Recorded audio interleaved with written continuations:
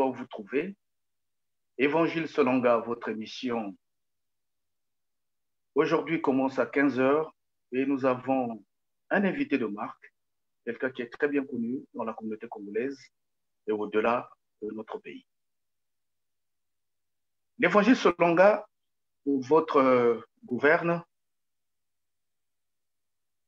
est une émission tri-hebdomadaire tous les lundis, jeudis et samedis sur Jana TV.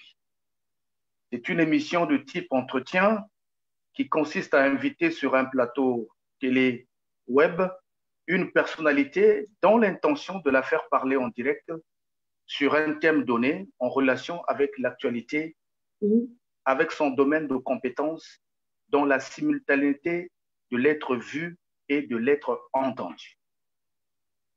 Le thème de ce soir, de cet après-midi, le Congo de demain, crainte et espoir fondés.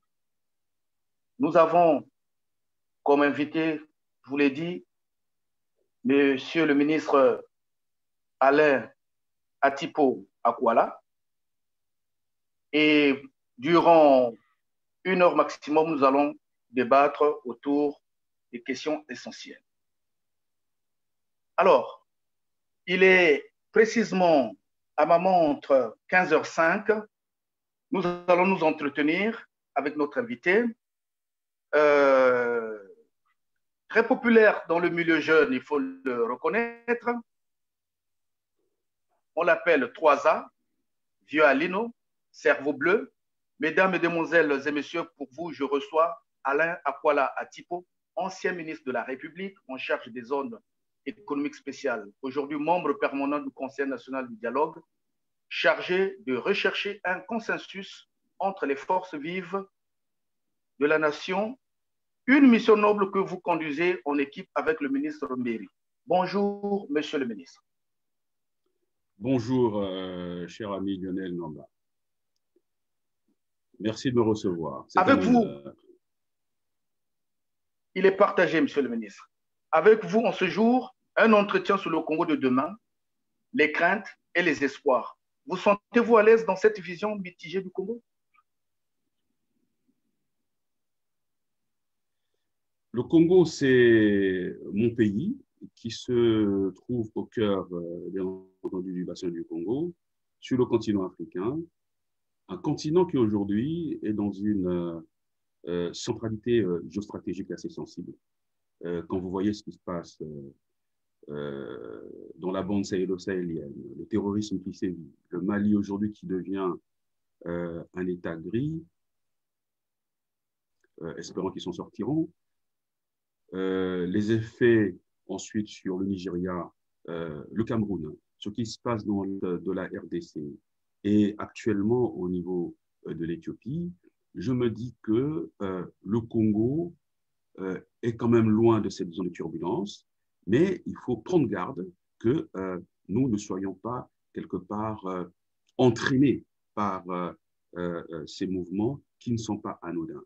Donc, je suis un optimiste, réaliste par rapport à mon pays. Pour cela, il suffirait que les uns et les autres fassent preuve d'une très, très, très grande conscience citoyenne et d'une capacité à transcender nos divergences, qui parfois ne reposent pas sur, disons, des contradictions fondamentales.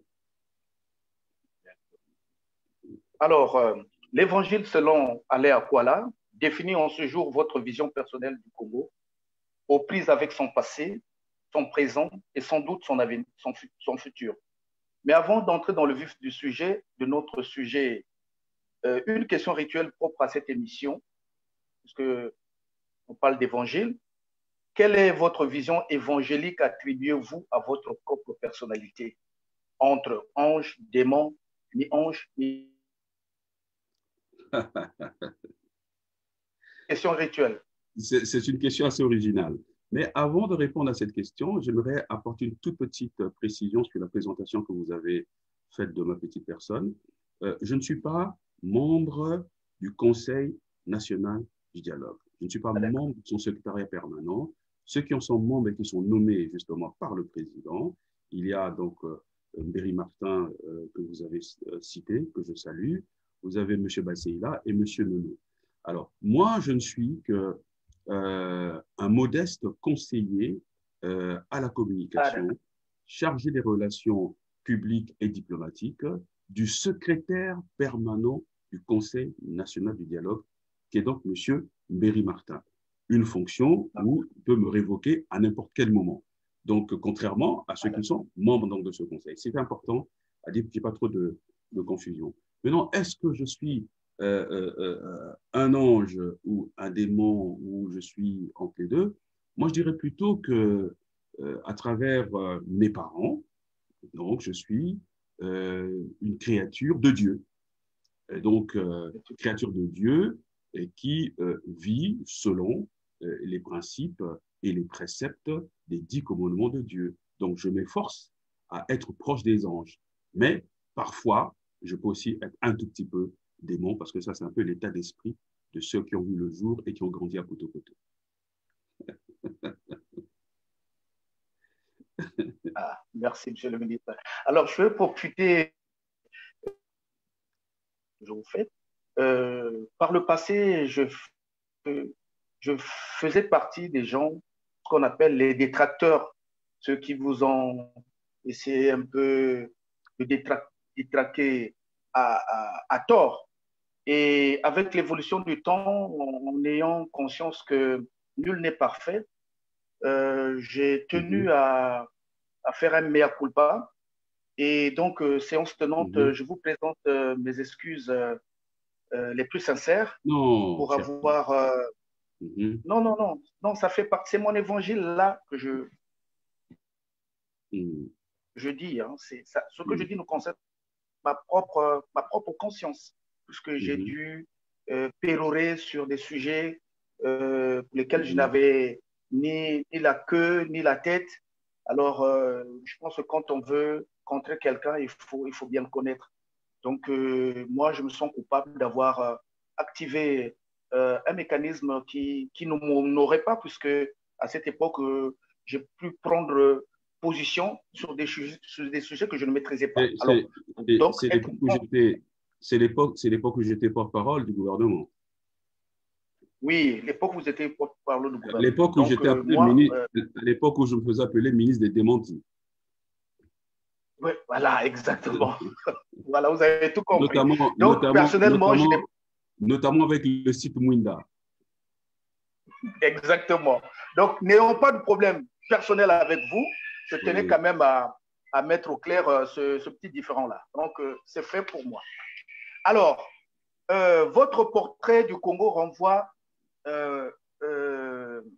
souvent à, on va dire, à un jugement très juste, mais très difficile, des fois à assumer. Vous avez la possibilité quand même de dire ce que vous pensez. C'est ce qui fait un peu la différence entre vous et certains membres de notre communauté. Vous savez dire les choses quand il le faut, et souvent quand ça fait mal. Et pour cela, donc, on a constaté que la jeunesse congolaise essaie de parler souvent de vous. Vous êtes au cœur toujours des discussions avec la jeunesse, dans un pays où, des fois, ce genre de rapprochement est très, très, très difficile. Quel est votre secret? Comment vous arrivez à contenir toute cette diversité juvénile dans un pays qui est marqué entre le nord, le sud, les Moshi, les Lari, l'opposition, le pouvoir, mais on vous voit très à l'aise tant dans l'opposition, tant dans le milieu du pouvoir. Je veux parler de la jeunesse proprement dit. Quel est votre secret? Comment vous avez pu arriver à trouver votre place dans ce marigot très profond? Bon, moi vraiment, parler de soi est un peu difficile. Et essayer le ressenti des uns et des autres sur votre petite personne est une forme de psychanalyse de cafétéria ou de cafette ou de nganda que je ne me permettrai pas j'aurais du mal à faire. Mais si je fais un tout petit effort, je crois que ceux de ma génération qui ont vécu une époque où le pays avait une certaine cohérence nationale, même si tout n'était pas parfait, sous le parti unique, on avait le sentiment d'avoir quand même une espèce de communauté nationale. À l'école primaire, au collège, au lycée. Le phénomène de la crispation, de la cristallisation ethnique n'était pas aussi important que lorsque nous avons connu justement nos premiers soubresauts après justement la conférence nationale et l'élection du président Pascal Lissouba. À titre personnel, vous savez, souvent en sociologie, on parle de votre cercle de référence. D'où vous naissez, où est-ce que vous grandissez, peut expliquer par la suite ce que, comment dirais-je, comment vous grandissez. Et généralement, on dit qu'un homme se façonne autour de ses 11 ans. Bien. Moi, je suis né à Pointe-Noire, où mon père a été conseiller à l'Assemblée territoriale et il était collaborateur d'Opango. Donc, quand il y a l'événement de 59 à Pointe-Noire, je ne suis pas encore né, mon père est à Pointe-Noire. Ensuite, quand je prends conscience, je suis à Mindouli, où mon père est sous-préfet. Et d'ailleurs, Christophe Mukwege a eu son premier poste d'enseignant, c'est à Mindouli. Et il logeait dans la case de passage qui se trouvait chez le sous-préfet qui était mon père.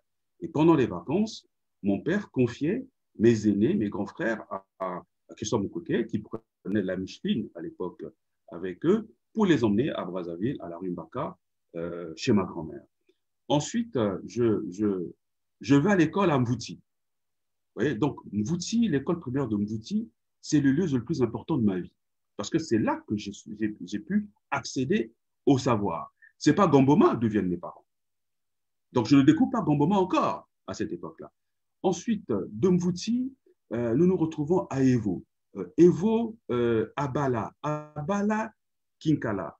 Et Kinkala, ensuite, mon père va représenter le Congo en Israël, à Jérusalem.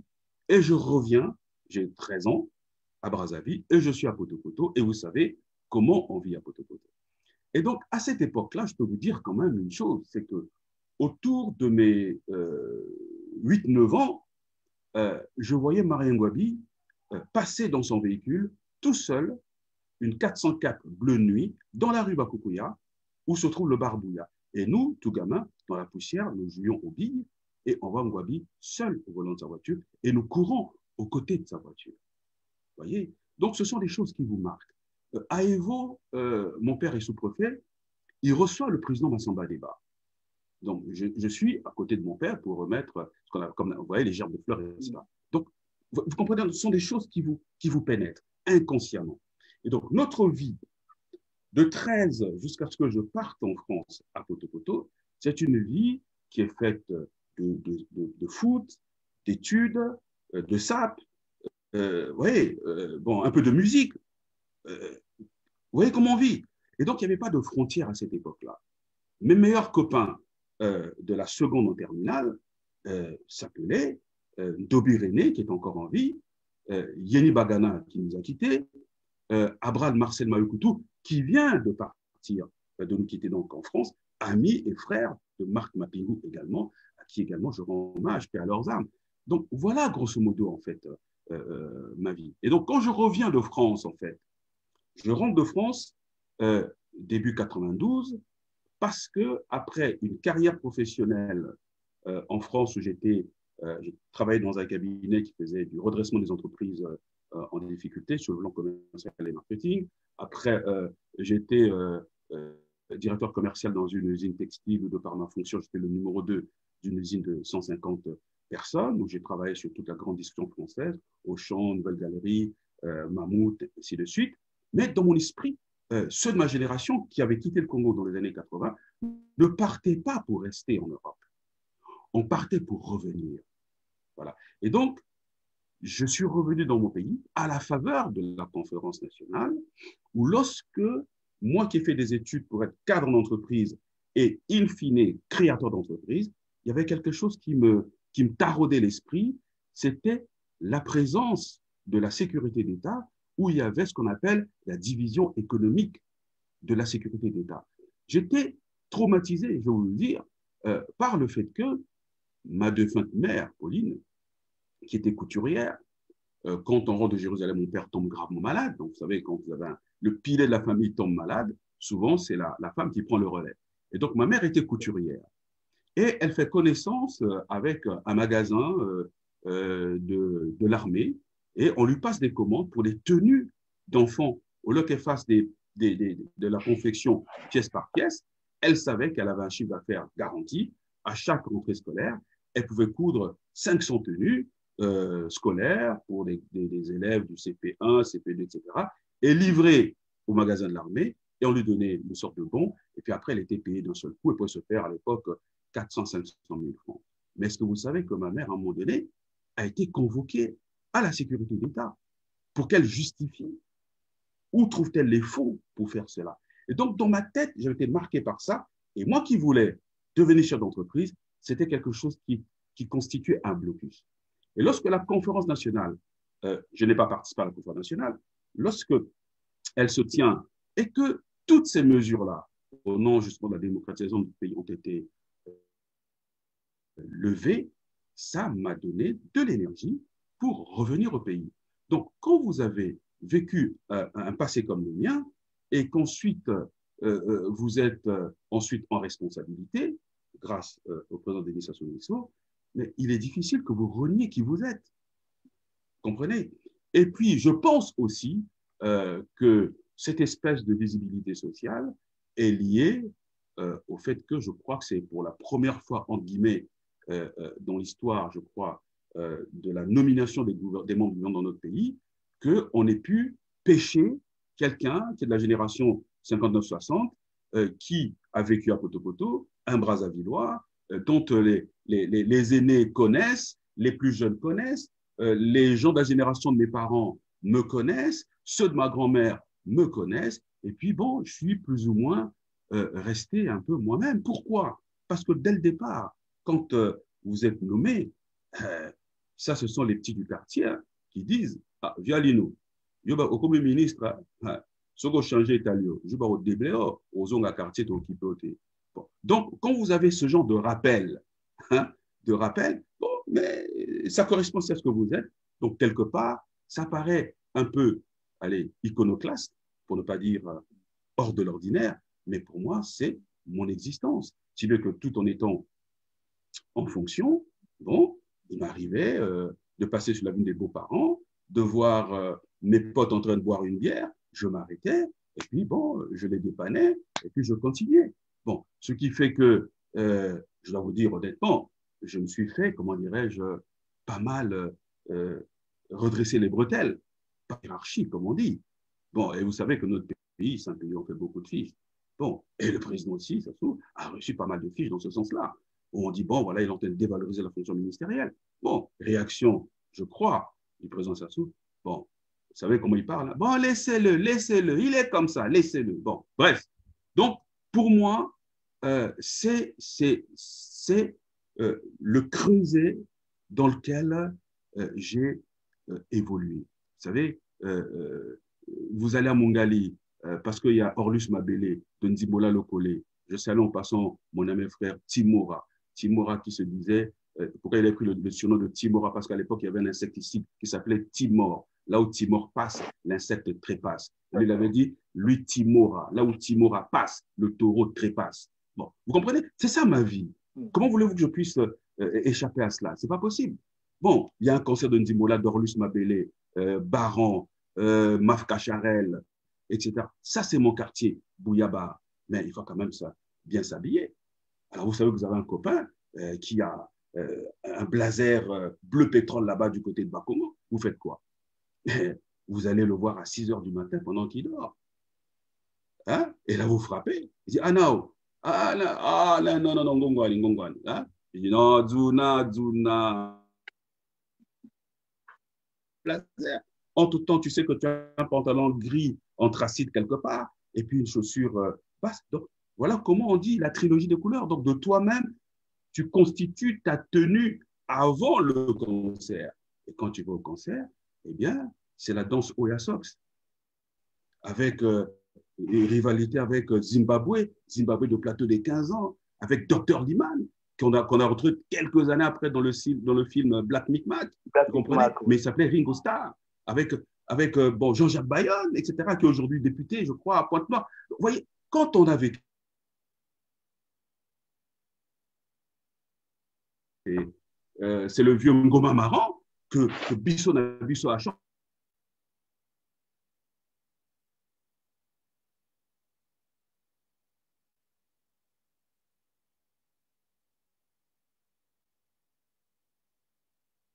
Alors, petit souci d'Internet, je ne sais plus comment. Le ministre est en train de s'exprimer sur sa capacité d'être. Il est parti, je crois qu'il a un petit problème de connexion à son niveau. Alors, monsieur le ministre, si vous êtes là, vous pouvez revenir. Je m'excuse. Monsieur le ministre est en train de. Oui, on a eu un petit souci. Oui, un petit souci. Vous êtes là? Voilà. Donc, pour finir sur cette séquence, ce qui fait que lorsque vous quittez le gouvernement, vous retrouvez beaucoup plus de liberté encore. Voyez. Mais dans la tradition congolaise, lorsqu'on quitte une fonction officielle, eh bien, on a l'impression d'être un pestiféré. On a l'impression d'avoir raté quelque chose. Alors qu'au fond, non. Vous avez servi votre pays, c'est une expérience enrichissante et vous passez à autre chose. Et donc, moi, je suis passé à autre chose. Voilà. Parce que ce n'est pas courant. D'où justement cette espèce de visibilité. Voilà. Mais je suis un citoyen qui vit dans mon pays. Voilà. Et pour finir, je veux dire une chose. Vous savez, pendant que je suis au gouvernement, le journal, donc l'Observateur, avec Simplice Ongouya, le dimanche matin, je quittais chez moi, je pédalais, il habitait quasiment au marché total, j'allais voir Simplice Ongouya. Pourtant, j'étais ministre de la Communication, et lui, il était, bon, le patron d'un journal Observateur qui n'était pas tendre avec le système, si j'ose dire. Mais on causait ensemble, on parlait ensemble. Voilà. Et ce qui d'ailleurs même faisait dire au vieux Ndalagraï, quand on se croisait, il me dit, mais Alain, il paraît que toi tu pédales. Il dit, oui, c'est très bien. Il faut être dans le pain comme un poisson dans le bon. Dans la grâce, sont les vieux révolutionnaires. Et c'est peut-être ça aussi hein, qui nous a influencés, parce que nous, on nous a fait faire la philo marxiste obligatoire à l'école. Hein. Donc, on nous a appris l'amour du pays, l'amour, comment j'allais dire, religieux dans ce que je dis. Mais en tous les cas, voilà grosso modo ce que je veux. Donc, je ne peux pas expliquer ça de manière rationnelle. Au moins, on comprend facilement que vous êtes un poisson dans l'eau, dans ce milieu de la communauté nationale. Alors, nous allons passer premièrement aux questions des internautes avant de chuter sur une pensée que vous avez mise sur votre compte Twitter et qui a fait couler d'encre.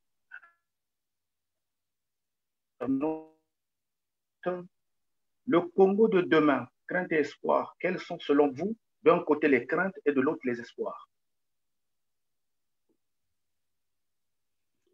Bien. Ma crainte, c'est cette espèce de polarisation de la vie nationale, qui pour moi n'a pas lieu d'être. Cette espèce quand je dis polarisation, j'ai du mal à prononcer cela parce que ça ne correspond pas à ce que je suis intrinsèquement. Cette espèce de division du pays, hein, cette espèce de lecture politique du pays en nord-sud. Et ça, sincèrement, ça me met hors de moi. Nous sommes une nation en construction, certes. Nous avons des fragilités, assurément.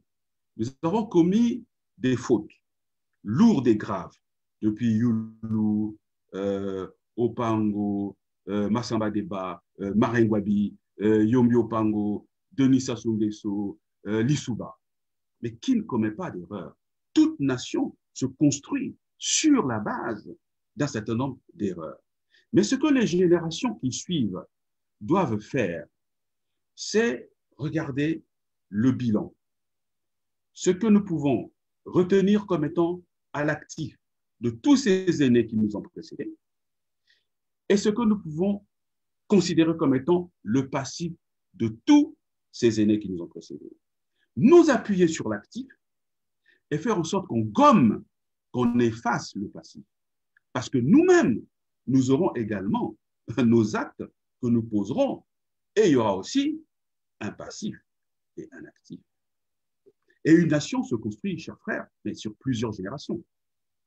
60 ans pour un pays, c'est rien du tout. Mais 60 ans dans la vie d'un homme, c'est énorme. J'en ai 61. Bien. Et lorsque vous êtes des hommes politiques, vous prétendez être des hommes politiques, il faut quand même avoir une lecture périphérique. Il faut élargir le spectre de votre analyse. On ne peut pas se réduire uniquement à cette histoire de Nord-Sud. Et ça, c'est une réalité africaine en général, la prééminence du facteur ethnique dans la politique. Et qui est un phénomène de retardement. Mais l'Afrique est dans une espèce de défi unique dans l'histoire du monde et de l'humanité. Il faut en prendre conscience pour en parler d'homme à homme avec les puissants de ce monde. Nous arrivons à l'indépendance déjà avec un passif d'une dette de l'administration coloniale. Bien. Nous sortons de la colonisation, mais nous devons nous battre pour construire une nation, construire un État, nous battre pour pouvoir développer nos pays, nous battre pour rembourser déjà la dette que nous avons déjà contractée au sortir de l'indépendance. Bien sûr, après nous-mêmes, dans nos erreurs, nous avons accru des dettes, accru ces dettes-là.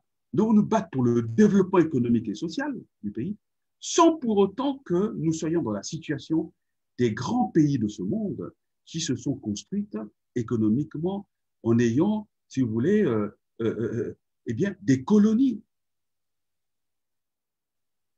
Comprenez? La Grande-Bretagne a eu la révolution industrielle, mais en Grande-Bretagne, il y avait des gosses de 12, 13, 14 ans qui allaient dans les mines. Il y a eu l'esclavage. Tout le monde sait aujourd'hui que le premier actif, j'allais dire, économique des États-Unis, dans la constitution des États-Unis, mais ce sont des esclaves, etc. Donc, faisons l'effort d'analyser notre environnement, d'analyser notre histoire, d'être redevables à ceux qui ont assumé les responsabilités de notre pays et, comment dirais-je, prendre ce qu'il y avait de mieux en eux, prendre ce qu'il y avait de mieux en Kolela, prendre ce qu'il y a de mieux en Marengwabi, en Denis Sassou Nguesso, ainsi de suite. Pourquoi? Est-ce que vous pensez que le bilan de Gaulle était parfait à 100%? Pas du tout. Non. De Gaulle, quand il vient à Brazzaville, De Gaulle, et là j'en profite pour une parenthèse, la source du gaullisme, c'est l'Afrique équatoriale française, notamment Brazzaville. C'est nous qui donnons à De Gaulle la première armée. Certes, il était à Londres, mais il n'avait pas d'armée. L'armée, la première armée de Gaulle vient justement de l'Afrique équatoriale française. Vous comprenez? Bien. Mais malgré tout, le sacrifice que les colonies ont fait à l'époque, mais quand il revient en 1944 pour faire la conférence de Brazzaville, etc., mais De Gaulle, dans son discours, dit qu'il est hors de question que l'on pense à l'indépendance des pays africains. Il dit qu'il est hors de question qu'on envisage malgré l'apport des colonies pour libérer la France. C'est nous qui avons donné à De Gaulle une profondeur militaire. De Gaulle n'avait rien. Il était à Londres. voyez, et en dehors d'une espèce de condominium qui se trouve dans le Pacifique, sur le Vanuatu actuel, qui avait rejoint De Gaulle, je crois, c'était en juillet, donc là, en juillet 40, mais c'est le Congo, j'ai dit le Congo, l'Afrique équatoriale française, qui rejoint De Gaulle à partir du régiment des marcheurs du Tchad, avec le général Leclerc. Mais c'est qui? C'est Félix Éboué. Donc c'est nous qui donnons à De Gaulle une profondeur militaire. La reconquête de la France part de Brazzaville. Voilà pourquoi quand il y a la célébration de ces 80 ans, c'est vrai qu'on a critiqué, mais moi je considère que c'est une reconnaissance du rôle que notre sous-région, que notre continent a joué dans la lutte contre le nazisme et donc la liberté du monde. Quand on sait quand même qu'il y a un président de la France qui a dit que l'Afrique n'était pas rentrée dans l'histoire. Donc en réalité, le gaullisme qui aujourd'hui traverse toutes les composantes françaises, hein, toutes les composantes politiques françaises, y compris même Marine Le Pen, qui s'est retrouvée une sensibilité de gaulliste, même si c'est vrai, on connaît l'histoire du Front National avec Vichy, ainsi de suite. Donc, ça veut dire quoi? Ça veut dire que De Gaulle, aujourd'hui, tel qu'il est présenté en France, mais on ne dit pas aux Français que De Gaulle était contre l'indépendance de l'Afrique. On ne révèle pas ce que la France de De Gaulle a fait à Sékou Touré, mais De Gaulle est déifié. La même chose concernant Churchill, la même chose concernant Staline. Vous avez déjà entendu la Russie actuelle remettre en cause Staline? On a fait silence sur les goulags, ainsi de suite. Mais on retient l'homme qui s'est battu, qui a été décisif dans la bataille de Stalingrad face aux nazis. Donc nous devons apprendre cela, hein, et ne pas toujours nous diaboliser. Donc quand on veut être un homme d'État, c'est ça qu'on doit voir, parce qu'un homme d'État prend parfois des décisions qui ne sont pas très morales. Bien. Donc moi, quand je lis ça, et que je vois ça sur la toile, mais mon frère, mais je ne peux pas rester silencieux. C'est pas possible. Donc je considère que cette vision est fausse. Nous ne pourrons jamais avoir une espèce de Congo du Sud qui partirait d'où géographiquement, hein, et un Congo du Nord. C'est d'ailleurs en réalité une espèce de cliché, de catégorisation entraînée par le colon qui nous a divisés pour mieux régner sur nous. Ces fameuses théories, on a tous entendu ça quand on est à l'école. Ah oui, les nordistes sont plus bêtes que les gens du Sud. Bon, ah non, mais les laris sont des pingres. Vous comprenez? Bon, il y a des clichés comme ça. Et nous les reprenons. Hein? Nous les reprenons, y compris, bon, que ce soit, on va dire, les citoyens ordinaires, mais lorsque ce sont quand même des acteurs politiques, ou qui prétendent vouloir être des acteurs politiques, moi, ça me fait mal. Et d'autant plus que j'ai l'impression, j'ai le sentiment que cette espèce de division artificielle prospère beaucoup plus dans la diaspora, prospère beaucoup plus chez ceux qui sont à l'étranger, chez ceux qui sont en France, pays dit des Lumières, ceux qui sont à Paris, ville dite des Lumières, où on peut se former jusqu'à n'importe quel âge. Formation continue, formation permanente, etc. On voit avec le pôle emploi, comment faire une formation sur ceci, rémunérée. Mais comment des compatriotes qui sont dans un pays tel que celui-là, qui offre tant de possibilités d'épanouissement, et au lieu d'être justement ces compatriotes qui vont illuminer les esprits de ceux qui sont au pays, qui sont quelque part là-bas à Ngamakoso, qui sont quelque part là-bas après le Djoué, à Mayanga et tout, parce qu'enfermés dans les bistrots où la vie, c'est justement aller dans les ngadas, boire, et ainsi de suite, au lieu de se dire on va illuminer ceux qui sont restés au pays, eh ben, nous les enfonçons de plus belle. Et ça, je trouve ça vraiment triste. Nous ne pourrons jamais être comme le Soudan. Et souvent, ces idées naissent par rapport à quoi? Mais naissent par rapport à un certain nombre d'intérêts géopolitiques, géostratégiques, géoéconomiques. Le Soudan ne s'est pas retrouvé en Soudan du Nord et du Sud, mais par simple plaisir des Soudanais. On connaît les dessous des cartes. Donc, voilà pourquoi j'ai eu cette réaction pour dire que cette façon de voir notre pays n'est pas bonne. Parce que dans la vie de tous les jours, mais les gens se marient sans tenir compte des ethnies du Nord et du Sud. Et vous qui parlez tout à l'heure du Conseil national du dialogue, vous savez que nous avons fait une série de rencontres, mais ce qu'on appelait les forces vives de la nation. Dans les rencontres que nous avons ville, mais il y a un jeune qui est devenu écrivain parce que chassé par une partie de la famille de son père, parce que n'étant pas de la bonne ethnie. Et lorsqu'il va dans l'autre ethnie, il est à nouveau chassé. Et donc, ce garçon a eu sa scolarité brisée. Il a erré. Il a vécu dans la rue, dormi dans les marchés, récupéré par des amis, jusqu'à ce que nos différentes folies meurtrières des guerres civiles se terminent. Et n'ayant pas eu la possibilité d'aller loin dans ses études, de poursuivre ses études, eh bien, ce garçon exprime son traumatisme dans l'écriture. Alors, mon frère, quand vous voyez ça et que vous entendez des frères qui sont à l'étranger parler de cette manière-là, je ne peux pas me taire parce que moi, je suis au Congo. Je vous ai raconté, par exemple, je peux vous dire, vous savez, souvent nous sommes... Vous savez, quand vous vivez 97, je suis à Brazzaville, à Poto-Poto pendant 5 mois. Vous vivez 98. Vous savez, lorsqu'il y a la première semaine d'accalmie, pendant la guerre du 5 juin, je sors sur l'avenue de la Paix, j'étais sur la rue Banda. Est-ce que vous savez que toute l'avenue de la Paix était pleine de cadavres? En regardant du côté de la rue Gauchy. J'ai marché jusqu'au rond-point Poto-Poto, il y avait des cadavres partout, des grappes de cadavres. J'ai vécu 98 parce que je suis à ce moment-là conseiller en consultant communication des chemins de fer français qui était venu pour reconstruire les ponts qui ont été détruits pendant la guerre de 98. Moi, j'ai passé des nuits à Bodissa. J'ai passé des nuits aux 2 ponts de l'UTT. J'ai passé des nuits au pont de Lulombo et au pont de Kingoï. Pont de Kingoï où on a été attaqué par les ninjas. Parce qu'à l'époque, on n'avait pas signé encore les accords de cessez-le-feu, de cessation d'hostilité.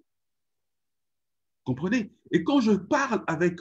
Parce qu'à l'époque, le président Sassou avait exigé au chemin de fer français de prendre dans ces différentes zones, en termes de tâcherons, ceux qui sont là-bas, les jeunes qui étaient dans cette partie-là du pays. La SNCF pour emmener les ingénieurs, les électriciens, etc. Mais les tâcherons devaient être pris sur place. Et quand vous parlez avec les anciens cocoles, qui le matin chantent leurs chansons, en train de préparer le ciment, le sable, etc., et que vous parlez avec eux, ils vous disent, mais grand frère, à quoi là? On nous avait dit qu'il fallait qu'on détruise les ponts et que Sassou allait tomber après qu'on ait détruit les ponts. Non seulement Sassou ne tombe pas, parce qu'à l'époque, il y a un pont aérien qui avait été organisé, mais c'est vrai que le panier de la ménagère avait explosé, parce que dans le coup de revient, etc., le transport par cargo, donc les prix des denrées alimentaires étaient devenus complètement fous à Brazzaville. Il dit, mais c'est encore lui qui reconstruit nos ponts. Mes chers frères, quand vous faites de Bodissa, vous arrivez par Nkaï pour aller au pont de Bodissa. À l'époque, dans les plantations de canne à sucre, il y avait encore des cadavres. Je les ai vus, moi. Bon. Et que quand vous finissez de travailler à Bodissa, vous prenez une draisine la nuit, et quand la draisine roule, vous entendez dans les villages des paysans qui sortent et qui applaudissent. Parce que pour eux, la vie revenait. Donc, sur les 105 kilomètres de Bodissa jusqu'à Kingoï, pendant 2 ans, le train n'a pas roulé. Les gens sont morts de famine, de maladie, de dysenterie. Des femmes sont mortes à l'accouchement. Donc, j'ai vécu tout ça. Si bien que, à un moment donné, le fait que la vie revenait, eh bien, les femmes, les hommes et les femmes, surtout les femmes qui avaient fui dans les forêts, sortaient pour venir là où il y avait les bases vies, où nous étions logés. pour repartir chez elles ou repartir chez eux. Donc, quand vous prenez des femmes dans une draisine en partant de Kingoï, vous arrivez au pont de Lulombo, vous voyez, ce pont est très haut, et que les deux travées n'existent pas, on a installé des échelles pour descendre et remonter de l'autre côté. Ces femmes avec leurs enfants, incapables de marcher, eh bien, j'en ai transporté sur mon dos pour les faire passer de l'autre côté, pour qu'elles puissent rejoindre leur village. Alors, quand j'entends des frères qui n'ont pas vécu ça, ou certainement qui ont vécu la même chose aussi, mais persister dans cette vision, croyant, entre guillemets, déranger, entre guillemets, le pouvoir, parce que c'est comme ça que nous voyons, c'est une erreur. Et donc, il faut que des voix s'élèvent. Et moi, je considère que c'est un devoir pour moi, pour que la voix, ma voix, s'élève au nom de ce que j'ai vécu et connu. Même si c'est vrai, parfois, ce n'est pas très bien compris, même si c'est vrai, ça me crée des problèmes, mais ça dépend à quoi on consacre sa vie. Il y en a qui la consacrent bon, à la jouissance, il y en a qui la consacrent au plaisir, à l'enrichissement, au prestige, etc. Mais nous qui avons été formés dès l'âge de 13-14 ans, on s'imaginait un jour que l'impérialisme viendrait de Kinshasa, du Zaïre, et qu'il fallait se préparer à lutter contre l'impérialisme. Donc, on était prêt à mourir pour notre pays. Mais pour nous, des gens comme les Camille Bongo nous apprenaient, les Jean-Pierre Gombe nous apprenaient que la vie est un sacrifice. Et en réalité, la vie est un sacrifice. Lorsqu'on veut être, c'est un sacrifice pour sa famille. Vous avez une famille. Mais ce que vous faites tous les matins, en emmenant vos enfants à l'école, en payant leur scolarité, mais c'est un sacrifice. Et à plus forte raison lorsqu'on devient un acteur public, pour ne pas dire un acteur politique. Donc, je sais que ça a déplu, je sais que ça a posé des problèmes, je sais que j'ai été critiqué, mais au moins, j'aurais dit ce que je pense. L'avenir du Congo, ce n'est pas ça. L'avenir du Congo, il faut se battre pour pouvoir analyser, étudier eh bien, les erreurs que nos aînés ont commises pour qu'on rectifie.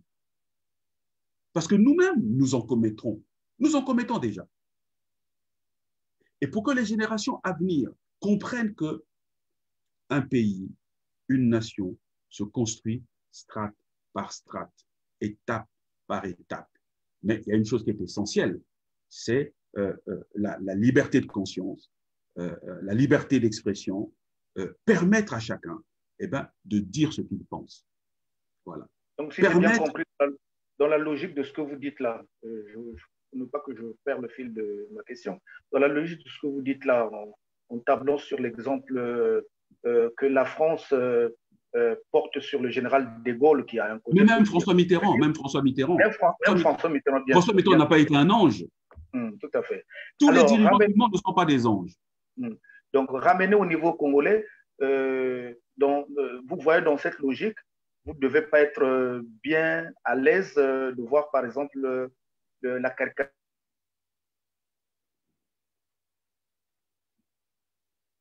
du président Hubert beaucoup plus noirci, alors qu'en tant qu'humain, il a dû poser des actes qui sont à la fois positifs et négatifs.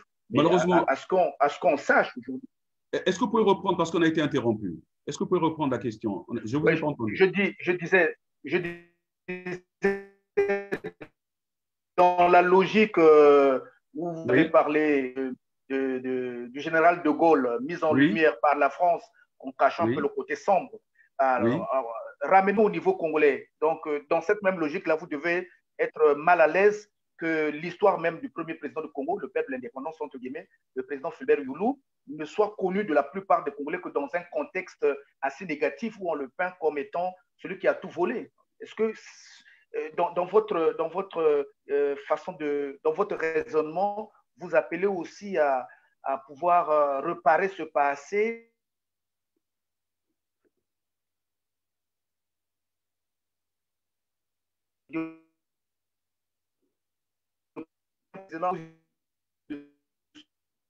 qu'ils auraient pu dans le pays, par exemple, c'est ça?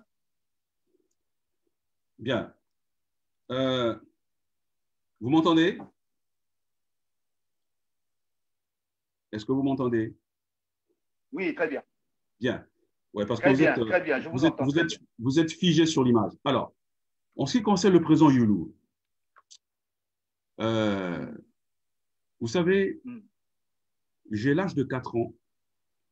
Je suis dans la rue Mbaka, numéro 66, parcelle de ma grand-mère. Je vois une foule avec des branches d'arbres en train de chanter « Youlou a tout volé, nous bâtirons de nouveau, au Pangoté témoin, etc. » De la rue Mbaka, cette foule se dirige dans la rue Luango. Et je vois comme ça des languettes de feu, des flammes qui montent. Cette foule a été brûlée, le domicile de M. Okomba, Faustin, qui était ministre à l'époque. Okomba, dont c'est le père de Mme Dengue. Le père de mon ami, bien Okomba, qui est à Pointe-Noire, que je salue. Ensuite, ils reviennent sur la rue Mbaka et vont vers Madoukou Tchekele, brûlent chez M. Apollinaire Bazinga, qui était, je crois, ministre de l'Information à l'époque, l'homme qui a fait le choix du drapeau, des couleurs de notre drapeau national, vert, jaune, rouge. Même si mon grand frère Biki de Nalité Lamio, que je salue ici, même s'il nous a quittés, paix à son âme, c'est lui qui avait fait en sorte. Mais tu vois que moi, je suis totalement éclectique. Hein. Bon, donc, il y a quand même des références. Donc, paix à son âme, un vieux Mbiki de l'Internet, qui est un vieux de Poto, qui a joué à la grande école, à Saint-Vincent, etc. Donc, on brûle chez le ministre Bazinga. Bien. Et j'ai 4 ans, et c'est là que la politique, la violence de la politique, vous voyez, fait une entrée par effraction dans mon imaginaire de gamin de 4 ans. Bien. Le temps passe. Il y a cette présentation, effectivement, de l'abbé Fulbert Loulou qui nous est faite, etc. Et puis, moment exceptionnel, son corps revient. Il meurt en Espagne, et ce Marin Gabi, son corps revient. Et là, on ne comprend pas trop, mais comment cet homme qu'on a dépeint comme étant, voilà, mais bon, il se retrouve ramené dans son pays, mais malheureusement, en étant mort. Et puis voilà, et puis bon, ça s'arrête là. Et au fur et à mesure que le temps passe, je me retrouve en responsabilité. Et je découvre que, je crois 3 mois après son élection, le président Youlou s'est rendu aux États-Unis, reçu au pied de l'avion par John Fitzgerald Kennedy. Je lis ses discours. Je découvre que le président Youlou voulait faire de Pointe-Noire une zone franche, déjà à cette époque. Les zones spéciales que nous voulons faire. Donc, Youlou avait déjà cette idée. Youlou voulait faire le barrage de Cholet, de Sunda, pardon, le barrage de Sunda. Donc, il y avait une certaine vision. Mais on peut comprendre qu'à cette époque-là, révolutionnaire que nous étions en Guinée, on a considéré le président Youlou comme étant un pro-américain, et peut-être qu'il dérangeait peut-être aussi un peu les intérêts français. Bon, ça, c'est une parenthèse. Et découvrant tout ça, en homme public, politique, eh bien, le jour où il y a eu la célébration de l'anniversaire de son décès, je crois qu'il y avait, je crois que c'était là, il y avait un événement chez le président Milongo, personnel. Je n'ose pas dire n'importe quoi. Est-ce que c'était son décès? Est-ce qu'il était malade et qu'il était revenu? Et le président Kolela, personnel, on s'était retrouvés tous à Mafuta. Et à un moment donné, le président Kolela démarre. Et moi, je démarre en même temps aussi. Et on me dit non, le président Kolela est en train de se rendre au mausolée de l'abbé Fulbert-Luneau. Je dis, ah tiens, en fait, il faut que j'y aille aussi. Et donc, j'ai suivi le président Kolela. Et c'est là que je découvre effectivement le domicile du président Youlou et le catafalque dans lequel il repose, en plein milieu de son salon. J'ai senti quand même une très vive émotion. Si bien qu'à chaque fois qu'il y a l'anniversaire de son décès, moi, Alain Akwala, à titre personnel, je m'y rends. Et la dernière fois que je me suis rendu, j'ai pris le temps de visiter euh, le mausolée.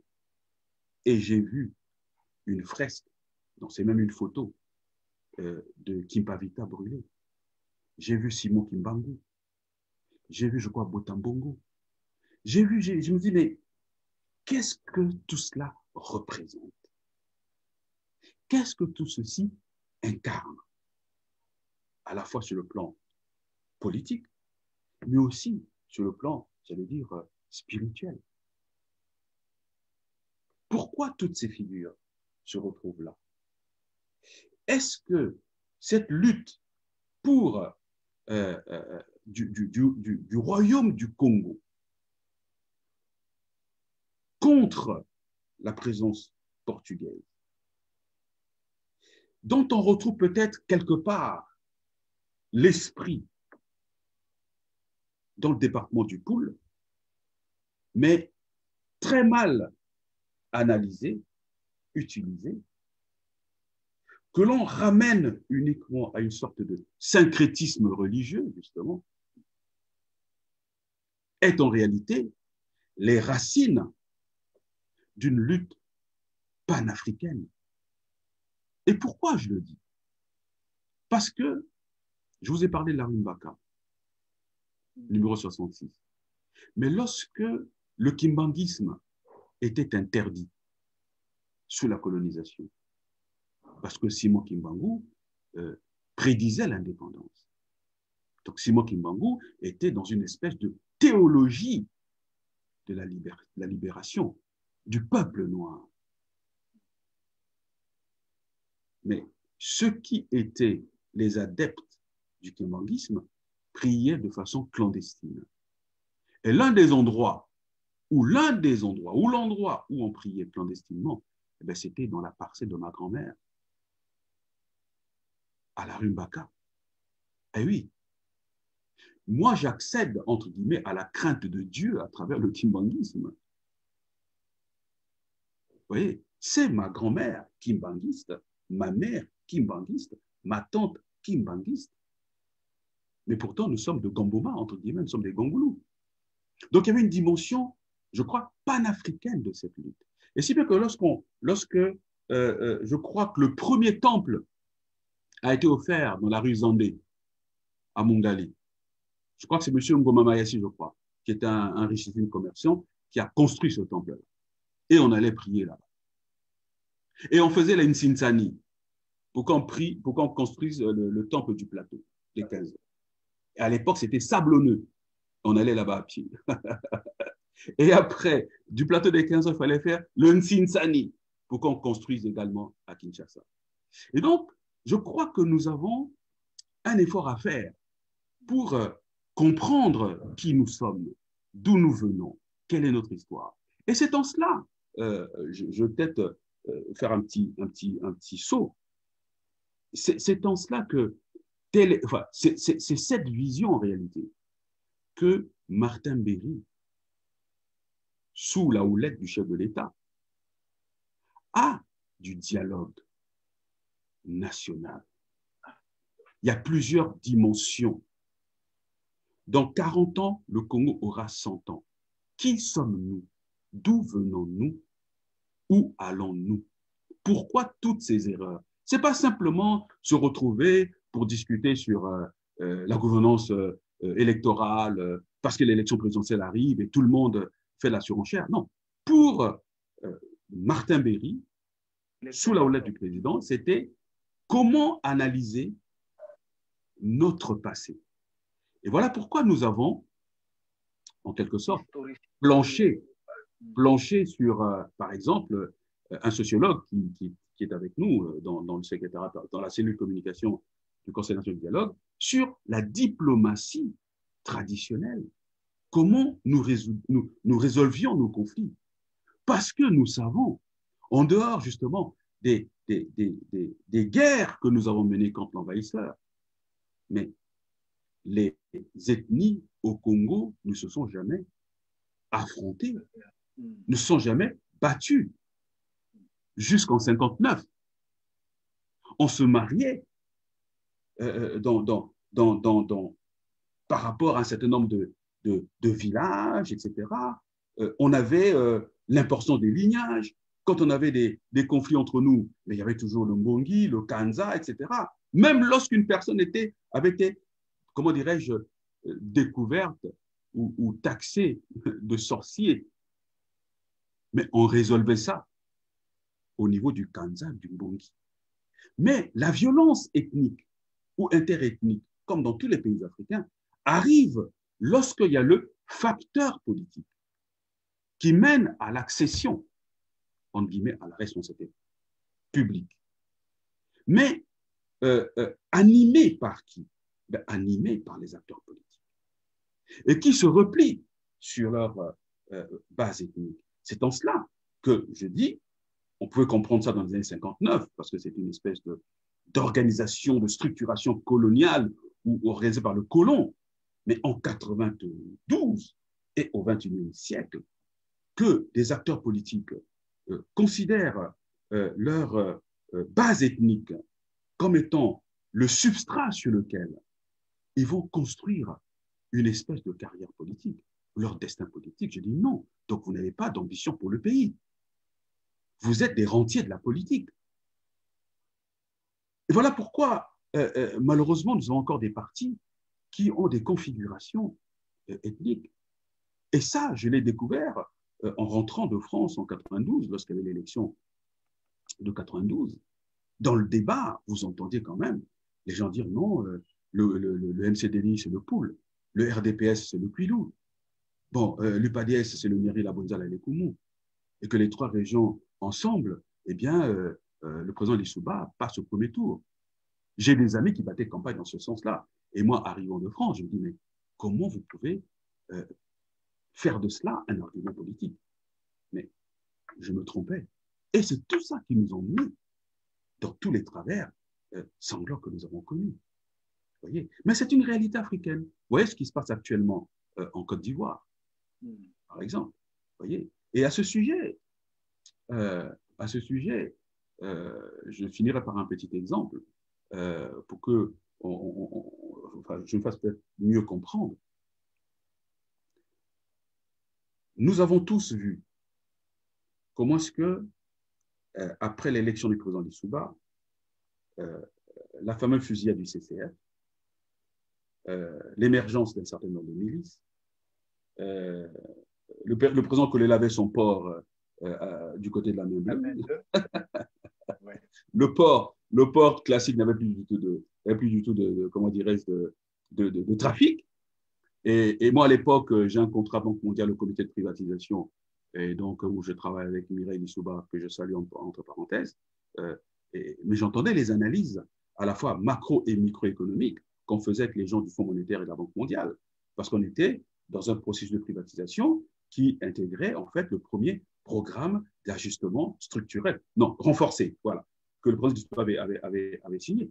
Mais lorsqu'on regardait les entrées, les recettes du pays, mais on se rendait compte que du côté de l'ATC, c'était un trou. Il y avait un gros déficit. Mais le déficit est occasionné par quoi? Mais par le port du vieux Bécole, fait à son âme. Donc, vous comprenez? Bon. Et après, on arrive 93, 97, etc. Et je vais vous dire une chose, c'est que au sortir de la guerre de 97, je rejoins celle qui est ma femme aujourd'hui à Abidjan. Et à Abidjan, étant donné que j'avais été référencé Banque mondiale, je me présente au comité de privatisation à Abidjan, au boulevard Indénié, et ils me reconnaissent quand j'ai donné mon nom. Ah oui, on a entendu parler de vous à Washington, etc. Mais nous, effectivement, on a un problème ici sur deux dossiers qui traînent. Et ces deux dossiers conditionnent l'accession de la Côte d'Ivoire à une tranche de son pass. C'était la privatisation de la DMTP, donc l'équivalent de l'OCR en Côte d'Ivoire, et la société de mines d'or d'Ity. Et j'avais été, à l'époque, le premier Africain, en fait, à élaborer une stratégie de communication en travaillant en intramuros. C'est-à-dire, je perçois en interne les problématiques de communication concernant le secteur de l'eau, l'électricité, le téléphone, le pétrole, etc., les hydrocarbures, et puis je faisais des émissions moi-même. Donc, en Côte d'Ivoire, c'était l'agence Océan, dirigée par Madame Kofi Studer à l'époque, qui avait justement le contrat la communication. Mais cette agence faisait de la publicité. Or, faire de la communication, c'est différent. C'est-à-dire cerner les problématiques et définir le territoire imaginaire sur lequel la stratégie de communication doit opérer. Et donc, je me retrouve à Abidjan, j'ai fait une proposition et j'ai été retenu. Et vous savez, mon frère, par expérience, quand je lisais la titraille des journaux ivoiriens, eh bien, ça me rappelait les titres des journaux du Congo avant qu'on connaisse la guerre de 93. Et ça, c'est un travail intéressant à faire au niveau des chercheurs.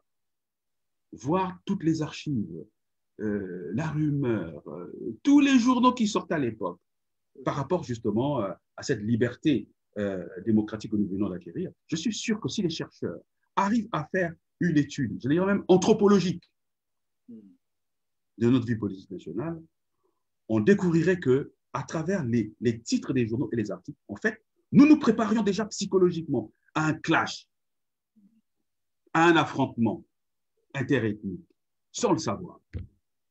Et donc, en lisant les titres des journaux ivoiriens, je me rappelle avoir dit à M. Alain Brault, qui était le secrétaire permanent, Jean-Claude Brou était directeur du cabinet de Kablan Duncan, à l'époque il était Premier ministre, et Henri Konan-Bédié, président de la République. Je salue tout ce monde-là parce que je considère la Côte d'Ivoire, vraiment, ils ont été solidaires avec moi, ils m'ont accueilli, c'est quasiment ma deuxième patrie. Bien. Je leur disais, mais vous savez, quand je lis les journaux, j'ai l'impression que vous risquez de... Ça me rappelle nos journaux à nous, au Congo, avant qu'on ait la guerre. C'est ce qu'ils me disaient. Mais non, Alain, ça ne peut pas arriver chez nous ici. Là-bas, chez vous, c'est les sauvages, le Rwanda et tout ça. Nous, ici, non. Et à l'époque, le président Bédié avait annoncé ou énoncé une espèce de vision stratégique par rapport à son pays, les 12 travaux de l'éléphant. Hein. Voilà. Et la Côte d'Ivoire signait des articles dans le Figaro, dans le Monde, en parlant de l'Afrique qui avançait. Parce qu'effectivement, le Rwanda, le Congo, la RDC, la Centrafrique, etc., nous jetions une espèce d'opprobre, de mauvaise perception de l'Afrique. Et donc, la Côte d'Ivoire, à l'époque, décide de se démarquer de cette Afrique-là. Je leur disais ça. Mais ils ne m'ont pas cru. Ils ne m'ont pas cru. Et quand ça leur est arrivé, et je me rappelle, j'étais maintenant en fonction, j'étais à Paris, un jour sur les Champs-Élysées, j'ai croisé Jean-Claude Brou, qui me dit, ah Alain, mais quand tu nous disais, on ne croyait pas. On ne croyait pas. Finalement, c'est arrivé chez nous, c'est pas possible l'Afrique. Et après, bon, je suis reparti en Côte d'Ivoire, en étant en fonction, et j'ai tissé des relations avec Guillaume Soro, Ahmed Bakayoko, toutes ces personnes-là, parce qu'en fait, ils ont découvert que j'avais travaillé chez eux à une époque donnée sur des dossiers assez importants pour leur pays. Et malheureusement, ça a recommencé. Et si vous me permettez, je vais quand même lancer un appel au président Ouattara, au président Bédié, à Ahmed Bakayoko, à Guillaume Soro, à tout ce monde-là. Au président Gbagbo, qui est une icône, parce que le président Gbagbo, lorsque nous sommes étudiants à Nancy, j'avais des amis ivoiriens qui allaient à Paris rencontrer, discuter politique avec le président Gbagbo. Vous voyez? Donc, toutes ces personnes-là pensent à la Côte d'Ivoire et pensent aux citoyens ivoiriens. Voilà. Donc, le facteur ethnique est destructeur. Il faut sortir ça de nos esprits. Si nous voulons le bien de notre pays, libérons la parole, libérons les esprits, et que ceux qui ont quelque chose de productif à offrir au pays s'expriment. Ceux qui ont des idées qui peuvent apporter de la valeur ajoutée à notre vivre ensemble collectif, eh bien, ils n'ont qu'à le faire. Félicitations à Jeanne TV pour ça.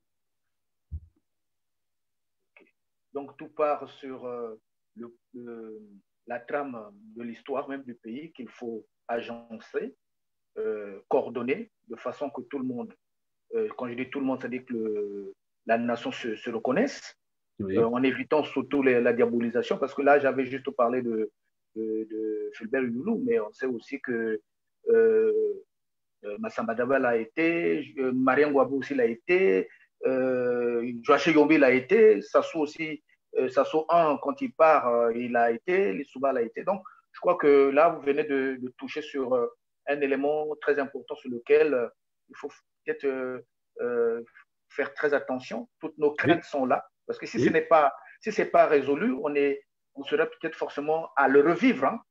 Donc, Mais cher frère, je ne sais pas, est-ce que c'est un héritage de cette espèce de culture stalinienne tropicale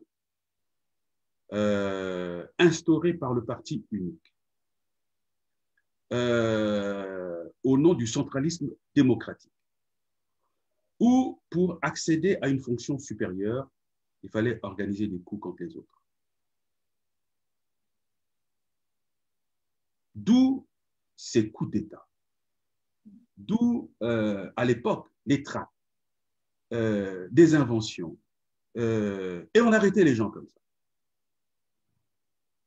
comme le cas de ta maman qui a été inquiétée, comme le cas de ta maman qui a été inquiétée. Oui, bien sûr, mais voilà, exact. Bon, mais ma maman, elle était qu'une pauvre couturière, elle ne faisait pas la Voilà. politique. Donc, je crois que la culture de la diabolisation euh, est une espèce, j'allais dire, de trait de caractère des Congolais en général. Euh, et ça se retrouve de manière beaucoup plus nuisible dans la sphère politique. Chez nous, on existe politiquement parce qu'on est capable de nuire. Ah, attention, il faut avoir un tel avec soi, sinon il peut faire un coup d'État. Ah non, il faut avoir un tel avec soi parce que dans telle partie du pays, il peut faire en sorte que cette partie du pays ne soit pas d'accord avec le chef, entre guillemets. Alors que ailleurs, on existe politiquement par rapport à sa capacité à être productif de manière positive pour son pays. Et nous avons intégré dans la culture politique générale, eh bien, l'intrigue, le complot, les inventions des histoires, etc. Moi-même qui vous parle, hein, c'est grâce à Dieu, sinon j'aurais peut-être été à la DST. Vous avez bien vu sur Braza News ces fiches de la DST qui ont été faites, ainsi de suite. J'aurais pu me retrouver en tôle. Mais pour quelle raison? Vous voyez? Bon, mon éviction du gouvernement, c'est pas par incompétence.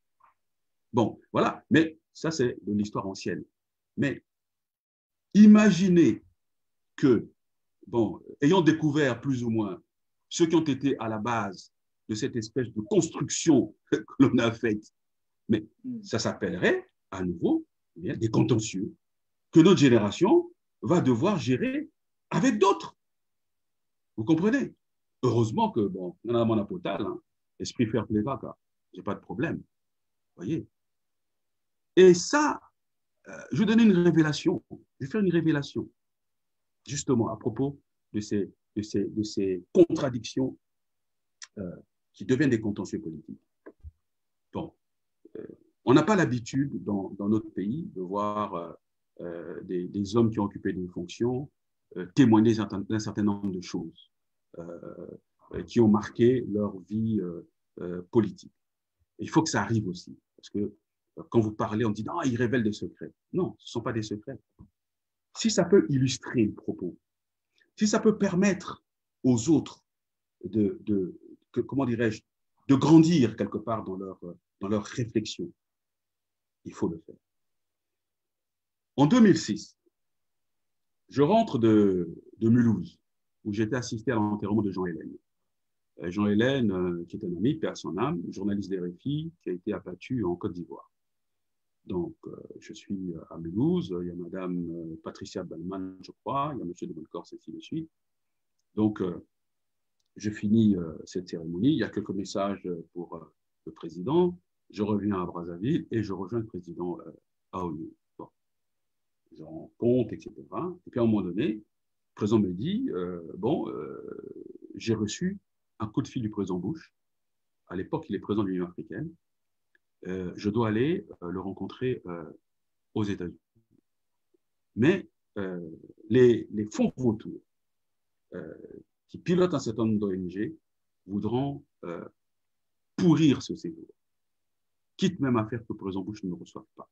Alors, je te confie la mission d'aller aux États-Unis et de préparer cette rencontre avec le président Bush. Je le réponds, à vos ordres, c'est un honneur, etc.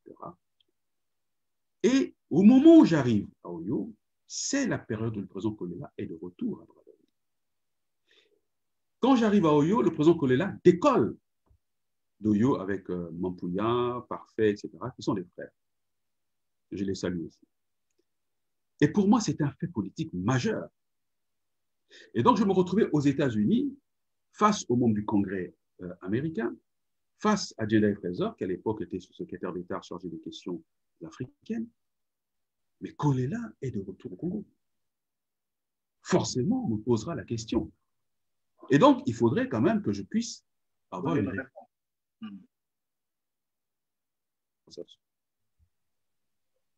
Monsieur le Président, vous avez reçu le président Kolela. Je vais aux États-Unis. Et si on me pose la question sur le président Kolela, que devrais-je répondre? Quelle trame d'idées, de réponses vous me conseillez? Il me répond. Il dit, quelle trame de réponse tu cherches?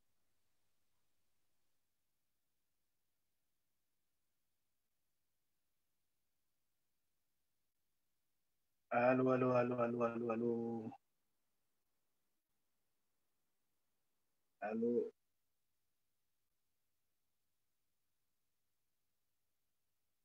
Là, je crois qu'il a un petit souci d'Internet parce qu'il vient encore de partir du plateau. Alors, Monsieur le ministre est en train de nous expliquer les difficultés qui empêchent une cohésion nationale, la formation d'un État-nation. En fait, selon sa perception, c'est souvent les petits conflits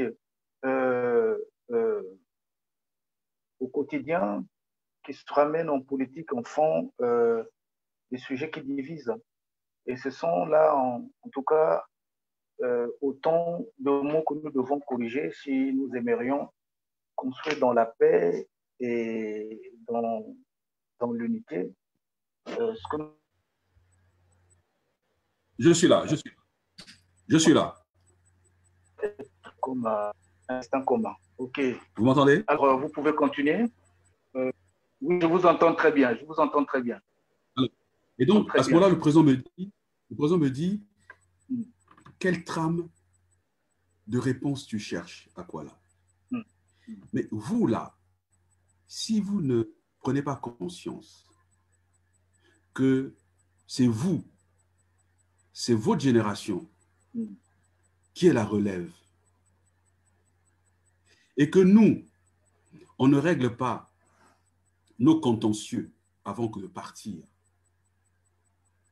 et qu'on vous laisse avec nos contentieux, et que vous-même aussi demain, vous aurez vos propres contentieux, dans un monde qui sera de plus en plus difficile. Parce que nous, au moins, à notre époque, il y avait l'Est et l'Ouest. Il y avait ceux qui étaient pro-soviétiques et pro-occidentaux. Mais aujourd'hui, tout ça a disparu. Tous ces pays-là veulent mettre la main sur l'Afrique. À l'époque, on pouvait se réfugier du côté de l'Union soviétique. Et les autres du côté des Occidentaux. Mais aujourd'hui, que ce soit les Occidentaux et ceux qui sont de l'ex-Union soviétique et ailleurs, tout le monde a la même motivation sur le continent africain. Comme des vautours qui guettent comme ça une proie. Donc, votre monde sera plus difficile que le nôtre. Donc, il faut que nous réglions nos propres contentieux d'abord avant de partir. C'est la première fois que je parle de ça. Pour que vous saisissiez la profondeur de ces devanciers. On peut tout dire sur eux, contre eux, pour eux, au moins, il y a une profondeur. Et ça, cette profondeur, je ne la retrouve pas dans notre génération. Où quelqu'un se lève un matin et dit « Je suis président d'un parti ». Et puis, il y a les réseaux sociaux, et puis on prend les réseaux sociaux, et puis on dit ce que l'on veut. Mais en disant ce que l'on veut en réalité, en obère son avenir en tant qu'acteur politique. C'est pour ça que, chers frères, faisons l'effort tous ensemble.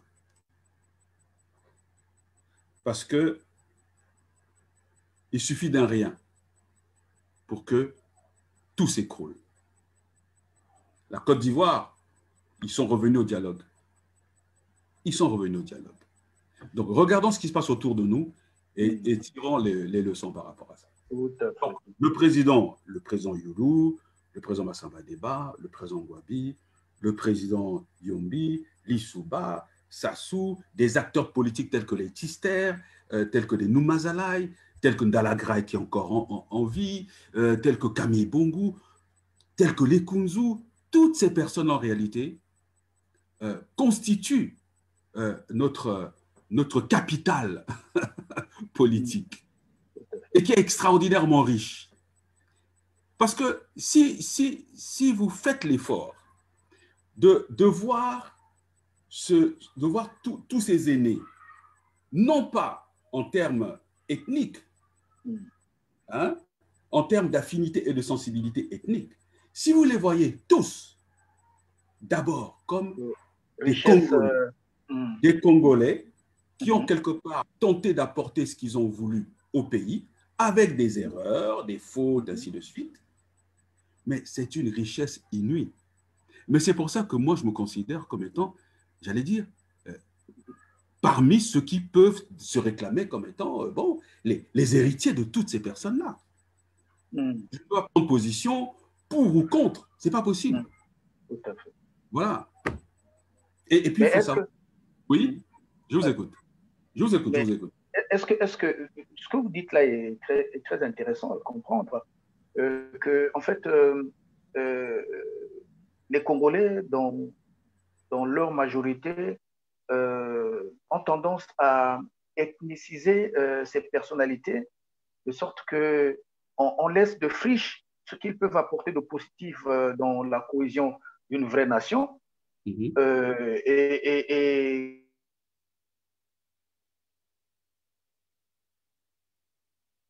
je suis allé sur votre compte Twitter, vous avez essayé de dire, vous avez dit quelque chose de très, très important sur la manipulation des populations, mais vous avez dit la lutte pour le pouvoir et les richesses souvent, explique souvent les conflits ethniques et tribaux en Afrique. C'est surtout au sein de la classe privilégiée que la compétition prend le caractère. Il est évident que ce tribalisme empêche le développement des classes sociales. Et au Congo-Brazzaville, pour satisfaire les intérêts politiciens, le clivage nord-sud a été institué de façon insensée, sans aucune cohérence géographique, alors qu'il aurait été plus judicieux d'émettre ces considérations en fonction de la ligne équatoriale. Où s'arrête le sud? Où commence le nord? Vous déclarez plus loin que ce clivage a permis aux politiciens dépourvus de vision politique collective pour l'édification d'une nation de faire de la manipulation ethnique, et la majorité de nos compatriotes ont été transformés en moutons ethniques. Alors, vous rajoutez plus loin le syncrétisme ethno-religieux, et c'est de la destruction en général. Donc ici, on voit très bien que quand vous nous parlez de ces hommes politiques que nous devons, entre guillemets, magnifier pour le caractère positif qu'ils ont apporté, nonobstant que ce sont des mortels, qu'ils ont un côté négatif, est-ce que vous ne pensez pas aussi que la responsabilité leur incombe d'éviter de manipuler ces populations qu'ils transforment en moutons ethniques? Bien. Vous avez raison. Bon, ce que j'ai dit là, c'est un peu outrecuidant, mais c'est parce que ça m'avait mis un peu hors de moi. Mais je ne suis pas naïf. Je ne suis pas naïf.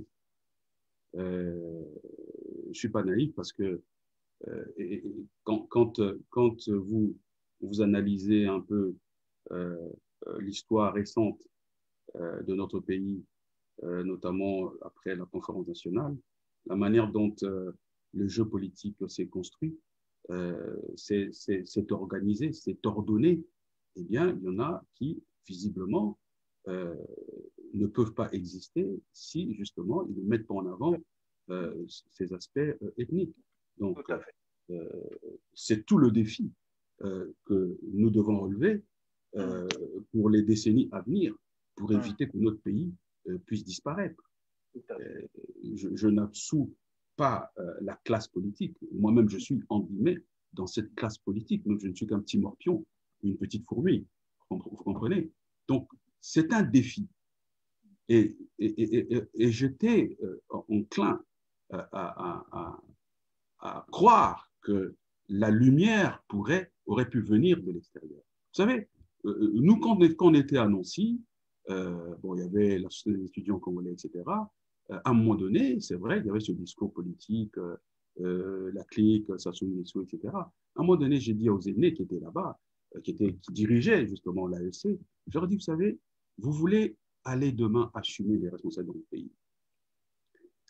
Commençons d'abord à nous réunir au lieu d'avoir ces slogans, de dire, tiens, toi, tu fais la géologie, un jour, réunis-nous et fais-nous une présentation géologique du Congo. Toi, tu fais économie, la prochaine réunion de l'AEC, eh bien, essaie de nous faire une présentation, comment dirais-je, de la situation économique du Congo. Et comme ça, on apprend déjà à travailler sur des dossiers et à se construire une vision. Vous voyez? Donc, c'est quelque chose qui remonte à loin.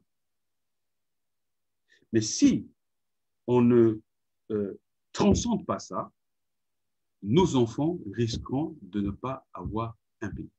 Et vous savez, les nations ne sont pas éternelles.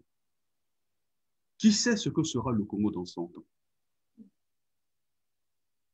Est-ce que demain, bon, des pays aussi puissants tels que l'Angola, bon, la RDC, le Cameroun, dans le nord du pays, etc., bon, on ne sait jamais ce qui peut se passer. Vous voyez bien ce qui se passe avec la RDC.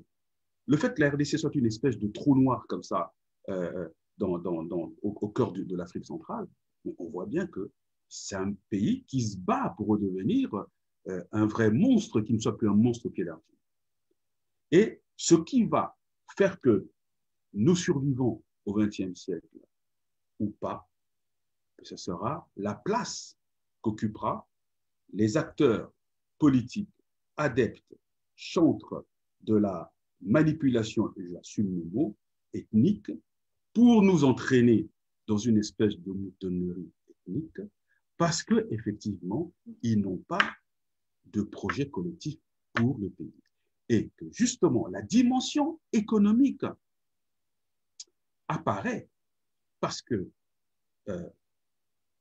le seul moyen à ce jour, la seule voie qui peut mener à une sorte de promotion économique, sociale, financière, mais c'est la politique. Le modèle de réussite sociale dans notre pays, mais c'est la politique. On considère aujourd'hui comment je peux dire ça, que accéder à une fonction politique ou à une haute fonction au niveau de l'administration du pays, et qui forcément a une coloration politique, vous garantit maison, voyage en France, etc. Bien-être. Ailleurs, ce sont des capitaines d'industrie. Ailleurs, ce sont des capitaines d'industrie. Au Nigeria, même si c'est un pays évidemment qui a ses problèmes. Au Cameroun, même si c'est un pays qui a ses problèmes, il y a quand même des modèles de réussite sociale. Mais au Congo, nous sommes tous concentrés vers, en guillemets, la réussite politique. Donc voilà pourquoi, effectivement, tout ceci se déroule au niveau de ce qu'on peut considérer une classe de privilégiés au niveau de la hiérarchisation sociale. Or, demain, si nous arrivons à construire une classe moyenne qui soit capable de gagner sa vie, d'organiser sa vie, parce que architecte, ingénieur, avocat, médecin, ainsi de suite, mais la politique, certes, serait importante, mais n'aurait pas l'importance, j'allais dire, outre mesure à laquelle nous la donnons. Bien, vous comprenez? Et je me rappelle d'ailleurs d'une rencontre que j'avais eue avec le président Compaoré, même si aujourd'hui, bon, les Africains considèrent comme un pestiféré. Voilà ce que je disais tout à l'heure. Il faut quand même avoir le bilan, l'actif et le passif. J'étais porteur d'un message du président Sassou, je crois que c'était au Bénin, au Burkina, au Ghana, en Angola, etc. Et quand je suis arrivé au Burkina, je me suis permis quand même, avant de donner le message du président Sassou, de dire au président Compaoré ce qu'il représentait pour nous, sa génération, celle de Sankara, et ainsi de suite. Et comment est-ce que nous pouvons peut-être voir comment écrire notre propre histoire, au lieu qu'elle soit toujours écrite, racontée, dite, interprétée par d'autres personnes. J'ai passé près d'une heure avec le président Compaoré, que je salue, qui m'a dit une chose à propos de la démocratie. Il me dit, monsieur le ministre, cher petit frère, jusqu'à la fin de la Seconde Guerre mondiale, en France, les femmes n'avaient pas le droit de voter. Donc, la pratique démocratique, par exemple en France, n'a pas plus de 100 ans. Bien. Mais cette pratique démocratique s'est construite en s'appuyant sur l'existence de différentes sphères.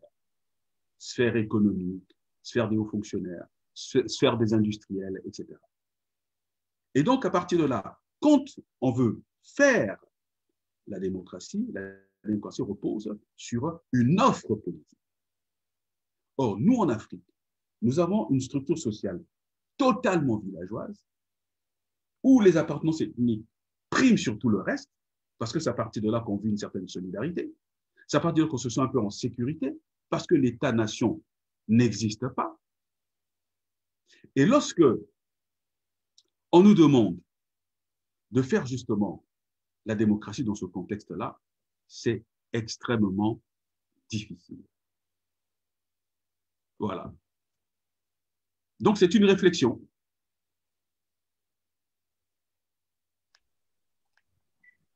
C'est une réflexion, mesdames, messieurs, vous êtes bien sûr en direct sur Ziana TV. Vous suivez donc Évangile Siolonga, invité le ministre Alain Akwala Tipo. Vous l'avez entendu 1h30 durant nous dire ce qu'il était, ce qu'il veut pour le Congo et surtout ce qu'il imagine dans le cadre d'un Congo qui se retrouve aujourd'hui et demain. Monsieur le ministre, votre, je dirais, intervieweur a sans doute des questions liées à la technique. Nous savons sans doute qu'au Congo, vous avez la fibre optique, donc ne nous raillez pas surtout, même si de ce côté-ci, Non, non, vous savez, l'herbe est toujours plus verte que chez le voisin, hein. Mais on ne va pas vous railler par rapport à ça. Non, non, non. Ce que j'étais en train de dire justement sur ce témoignage concernant le président Compaoré, qui est un homme quand même qui a une certaine expérience et un parti politique, c'était que pour que nous ayons une construction démocratique en Afrique, elle n'allait pas se faire du jour au lendemain. Et il y avait quand même quelques pesanteurs. Et ces pesanteurs sont essentiellement liées au fait que l'existence économique d'un certain nombre de compatriotes reposait malheureusement à ce jour par rapport au ruissellement, pour emprunter une phrase du président Macron, le ruissellement des moyens financiers qui proviennent de la vie politique. Voilà.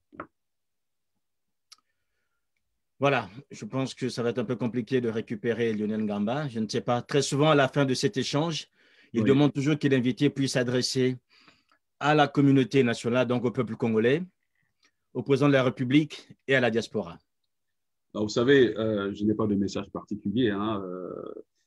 Moi, je pense que grâce au président Sassou, j'ai pu quelque part toucher du doigt le potentiel économique de notre pays.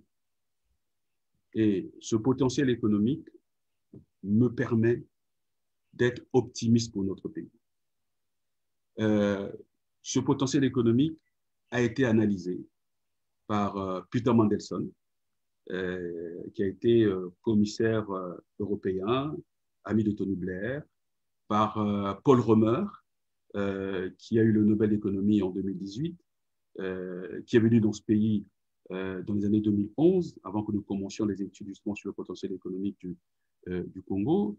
À l'époque, nous nous sommes rendus jusqu'à Madingokai. On était parti dans une espèce j'allais dire, de partenariat révolutionnaire. Et ça, je le soumets, un partenariat révolutionnaire qui pouvait changer, si vous voulez, la perception du processus de développement économique de notre pays. C'était un accord tripartite entre l'île Maurice, Singapour et le Congo. Et la zone économique devait normalement voir le jour à Madingokai et devait faire l'objet d'une contribution de 2% du PIB de l'île Maurice, 2% du PIB de Singapour. Et à partir de là, bâtir une base économique et qui ensuite allait permettre au Congo de lancer un processus d'une monnaie congolaise. Et là, je rejoins justement une des questions qu'il m'a plus ou moins soufflé, c'était cette problématique de la monnaie. Hein, et ceci a défrayé la chronique au niveau des compatriotes à l'étranger, la diaspora africaine, etc. Je crois que c'est une question qu'il ne faut pas politiser. La monnaie, c'est le reflet de la solidité économique d'un pays. Sous Mobutu, à l'époque, le Zaïre équivalait à 2 $. On quittait Kinshasa pour aller à New York, Washington, faire ses courses sans changer la monnaie. Mais pourquoi? Parce qu'à l'époque, les cours du cuivre, du cobalt, etc., caracolaient. Et à l'époque, Mobutu envisageait même faire du Zaïre en 1980 un pays développé. Mais lorsque Allende chute du côté du Chili et que les Chicago Boys, conduits par Henry Kissinger, prennent possession du Chili, eh bien, toute la matière première qui venait de la RDC ne partait plus de la RDC, partait du Chili. Donc, nous devons comprendre une chose, c'est que pour que demain nous nous en sortions, eh bien, il faut qu'on bâtisse une économie réelle.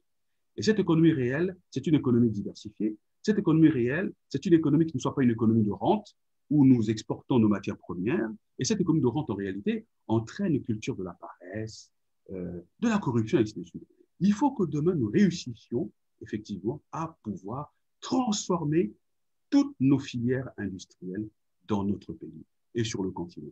Alors, avec, évidemment, la pandémie du coronavirus, etc., bon, on arrive à la fin, en guillemets, où la mondialisation heureuse a montré ses limites, où à l'époque, la Chine était considérée comme étant l'usine du monde.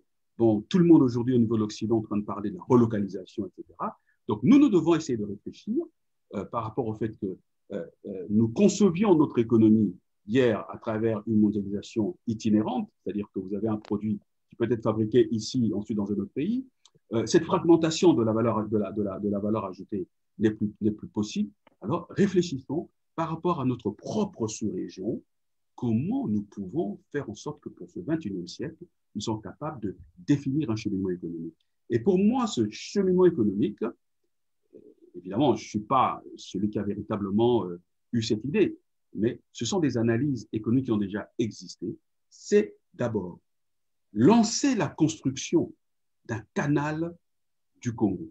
Un canal, à l'image du canal de Suez, etc., qui va faire la jonction entre Brazzaville et le Kwilu, mais dans la zone de Madingokai, où il y a le fleuve Kwilu qui rentre dans l'océan Atlantique. Et ça va nous permettre justement de redonner un nouveau souffle économique à notre pays, parce que le chemin de fer qui date quand même de la fin du XXe siècle, du début du XXe siècle, ne peut plus être opérationnel. Et à ce chemin de fer, il faudra faire succéder une voie rapide. Et en 2006, je crois, les États-Unis avaient déjà étudié justement un projet de ce type qui allait qui allait rallier Pointe-Noire à Brazzaville en 1 heure, train passager. Et tout ce qui est marchandises, etc., par le canal.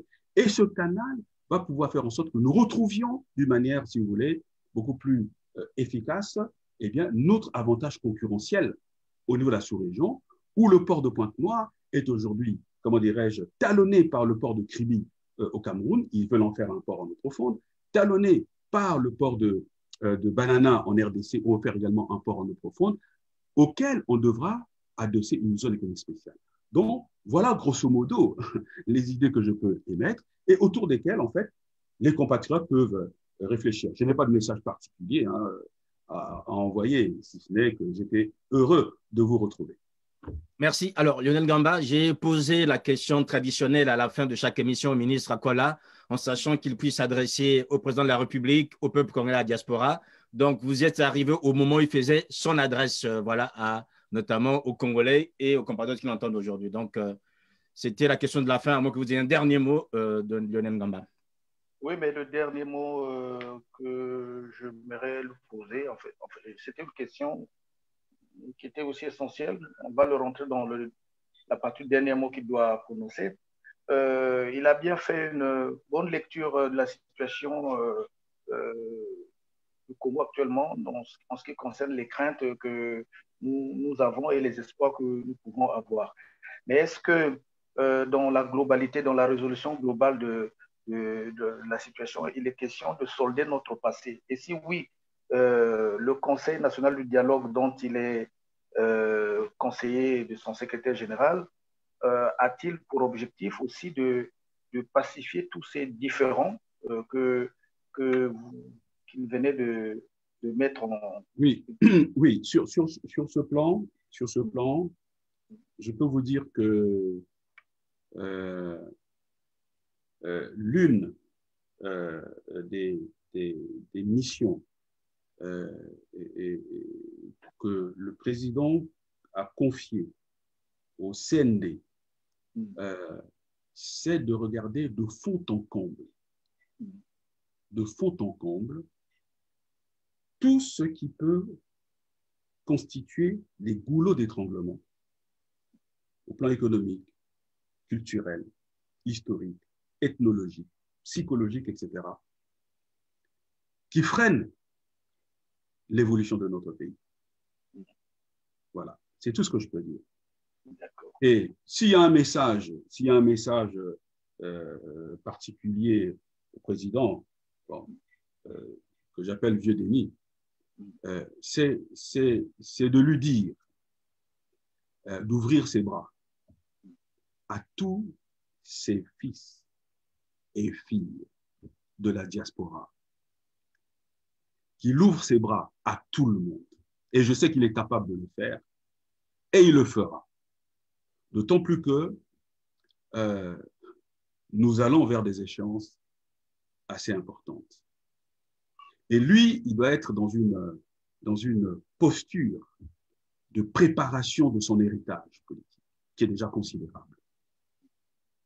De préparation de la place qu'il devra avoir dans l'histoire de notre pays. Il doit être une référence qui devra inspirer un certain nombre de générations. Moi, je ne suis rien du tout. Mais je peux vous dire que avoir été au rond-point Poto-Poto le jour de sa prise de pouvoir et me retrouver ensuite au gouvernement à côté de lui, sans être moi-même quelqu'un de parfait, dans mon bilan personnel, ce fut une expérience très enrichissante et qui me servira pour le reste de ma vie. Parce que je resterai un citoyen engagé pour le Congo. Donc, qu'il prenne tout le monde dans ses bras. Surtout les frères de la diaspora. Voilà. Merci, Monsieur le ministre Alain Akwala. C'est moi qui vous remercie. Nous n'avons pas eu totalement le temps de vous poser toutes les questions, mais je dois dire à tous nos téléspectateurs qui nous suivent en ce moment que vous reviendrez encore sur Jana TV sur le 17h dimanche. Nous allons essayer de voir parmi nos grilles de programme quel est le moment qu'il sera pour que vous reveniez. Avec plaisir. Et qu'on vous posera les questions que nous n'avons pas pu poser. À cela, mais comme on dit à Poto-Poto, dans mon barbecue, hein. Barbecue. C'est-à-dire que raisonnement magambo eleki donc barbecue des autres poussés. Allez. Merci. Allez, au revoir. Merci. Au revoir. Merci, chers téléspectateurs, de nous avoir suivis. Ce soir, nous reviendrons sur une deuxième partie, Évangile Solonga, aux alentours de 23h. je vous dirai l'invité qui sera de la partie. Dans l'entretemps, nous vous souhaitons le meilleur du monde et passez une très bonne, un bon début de week-end dans vos familles et au revoir, à la prochaine. Merci. Merci, au revoir.